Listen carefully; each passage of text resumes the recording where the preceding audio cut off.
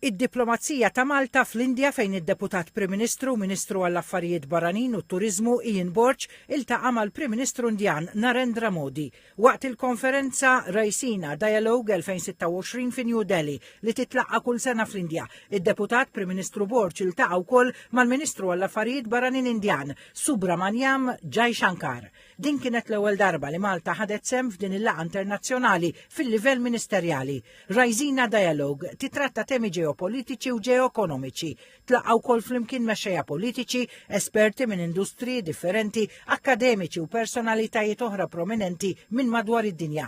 Id-deputat Prim Ministru Borch kien kellim ewlieni f'waħda mis-sessjonijiet tal-konferenza u tkellem dwar l-isfidi u l-opportunitajiet tal-istati Gżejjer żgħar, b'mod partikolari l-impatt minħabba konflitti u instabilità ġeopolitika.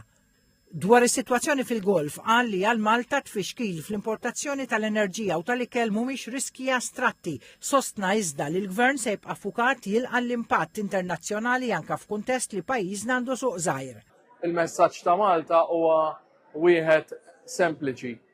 Il-fatt li id-dialogu, id-diplomazija, is-saltna ta' dritt, il-liġi internazzjonali għandhom dejjem jingħataw kull ċans sabiex nevitaw illi komunitajiet jinħakmu minn gwerer, konflitti u dmija.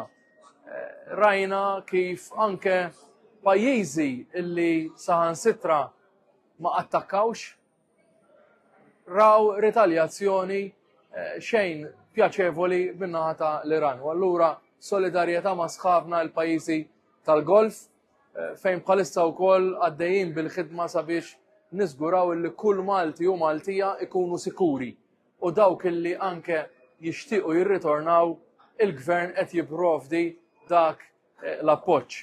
Waqt il-laqgħa tiegħu fl-Indja, deputat Prim Ministru Borch faħħar ukoll id-diaspora Indjana f'Malta li qed tkompli tkattar iżjed rabtiet ġodda ta' kummerċu soċjali bejn iż-żewġ pajjiżi.